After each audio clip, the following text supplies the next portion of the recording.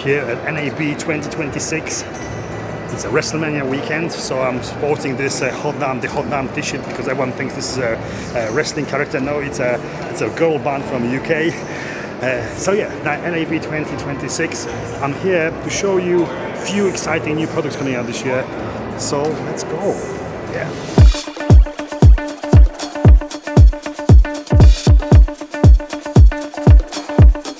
Firstly, I'm here with Panasonic Lumix brand new 40mm f2 lens. Look how small it is.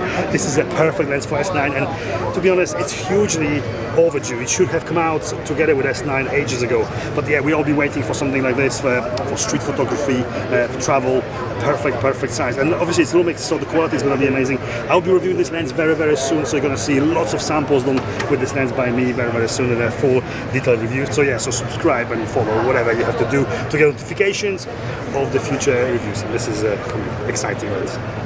Insta360 has got a brand new camera coming out, very exciting one because it's competition to DJI Pocket. It's called Luna, but I can't get my hands on it. Yeah, I have asked, I can't touch it. This is how much you can see. Pretty much nothing. You can tell it's black and white, and that's about it. Viltrox have got a few exciting things this year. Let's go have a look. Firstly, E-mount lenses. We do have just announced 35 and 55 EVO, the same size exactly, both of them. These are E-mount, yes. I've just released a review of those, so if you want to check out more, there's a video on this channel already. But there's a kind of a preview of a new 75 and 90mm. This is f2.2 90mm, not macro, just a standard 90mm, and 75 f1.8. Yeah, exciting because not only high quality sharp lenses, but that size. The whole set is the same size. Let's go to L-mount. We do have a 28mm pancake lens, which has been out for a while for Sony now, which I am a big fan of. I have been using this lens for a very long time. Now it's coming for L-mount. Absolutely perfect size, tiny lens for S9. It's imperfectly perfect. There's a lot of problems with this lens, like a huge amount of flaring, vignetting, but that's the beauty of the image this delivers in this size. It's pretty much size of the lens cap. This is very special.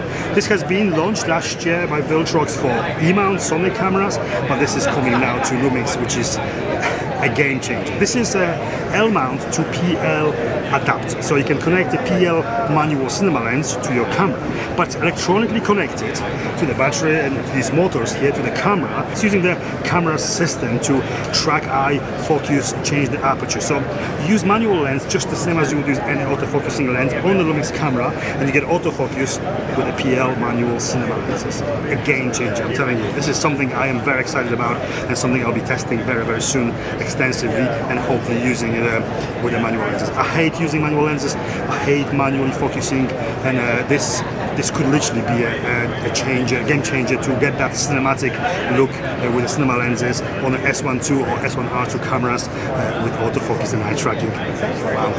GoPro is back. Look at this. This is very exciting. Mission 1 Pro, it's actually with a little grip and a little cage. New camera, action camera. But this is kind of cool, but not as exciting as this. Check this one out. This is a Mission 1 Pro ILS, interchangeable lens system. You can actually put macro 4/3 lens on it. Manual focus only, but that could be expanded to a really nice kit. You can put a big zoom, small portable lenses, and you do have a proper video camera with 10-bit log and photography camera in this size. Insane. I really like what GoPro is doing with these, something different and exciting. Yeah. Nice. Not really camera related, but check out this display. This is trippy. Check this out.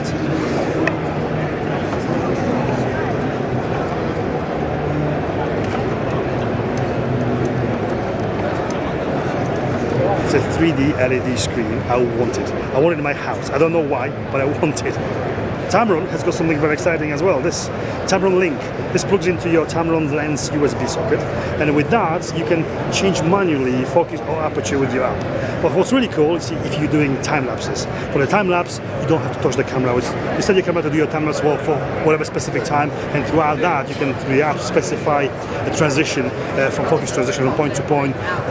Through across some of the frames you want, so very, very useful, tiny device. Costs only $50, and you can manually control Tamron lenses via free Tamron app. Sweet.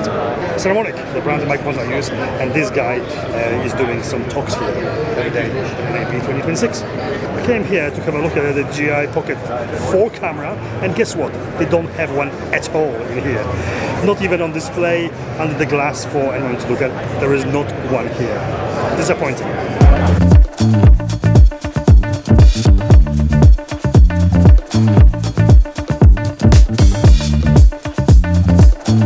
Prompter people, I'm a massive fan. I've been using their prompters as long as I remember. I have reviewed a few on my channel here as well.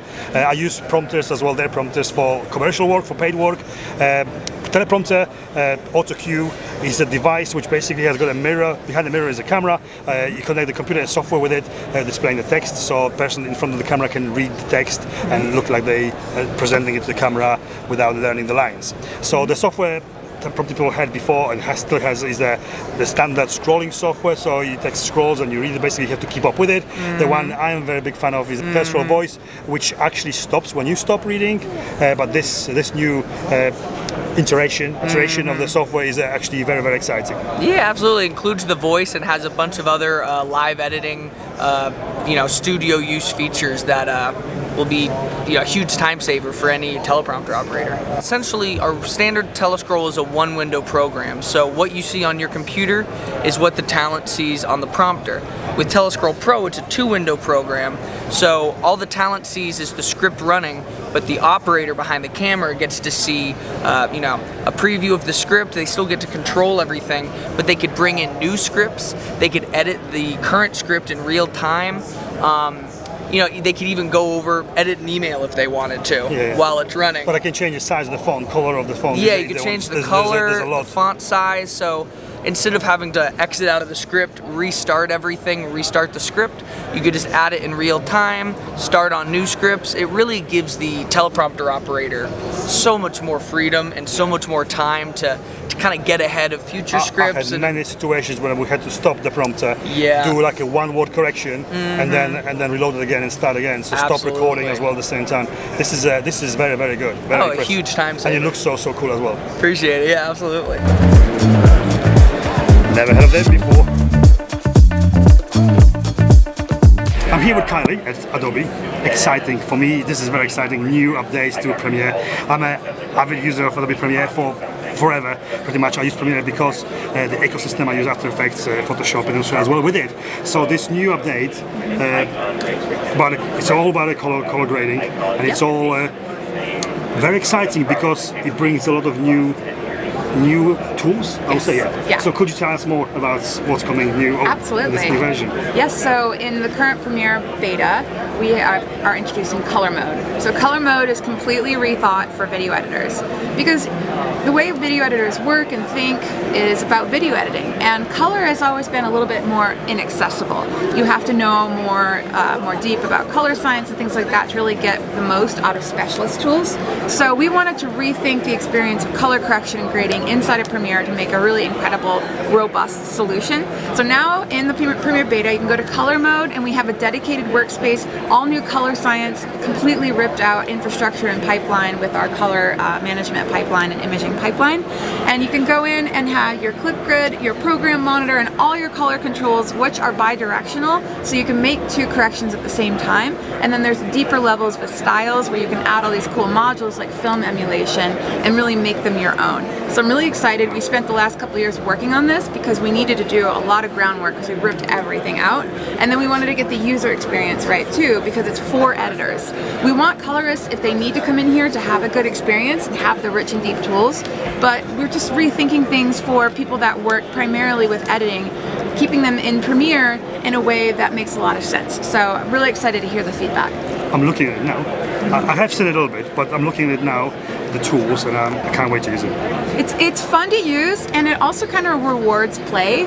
So if you don't really know much about color or scopes or anything, it's set up so that you can do it more by intuition and feel and just playing around and see what you get. That's what people want. They're just going to want something they can work out themselves without going to university.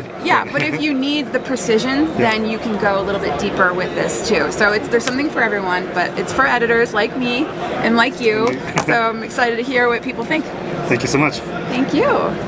Oops, I told Adobe people that I am avid Premiere user.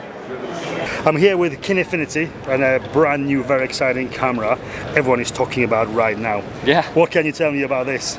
So this is our new cinema camera. We wanted to make a small personal cinema camera. So this is based on a 6K 3x2 sensor. We've got multiple mounting options. So right here is our Ken E-mount. So you can adapt PL, EF, or E-mount. Or on this model here, you can see we have a fixed E-mount. Our E-mount is active, and so you can control iris and zoom from that. But kind of like whatever option you want. If you just have E-mount lenses, you can buy it with just a hard mount, or you can buy the Ken E-mount version and add a lot of different stuff on it. The size is incredible for a cinema camera. It's tiny, but it weighs only 620 grams. Yeah. But it's CNC aluminum, so it's not cheap plasticky. It's actually splash proof. It's beautiful to touch. And it's got quarter 20 mounting points all over it. So Tilta's making well, this is not a Tilta version, but we made a side handle here. Tilta's making cages for us. Condor Blue will be making cages for us, and so you'll start to see more and more of 6K 3.2 open gate.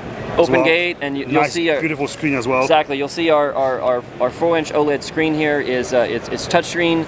It's 800 nits, and it's really nice. And so this is pre-production. There's no price here, but it's going to cost around $3,000. That's right. Which is insane for a cinema camera. And we wanted to make it competitive pricing, but also an introduction to our system. If you've never heard about Kinefinity, you can this is our entry point, and then you can move up to our other models after that as you progress in your career. But I use hybrid cameras only, as you know.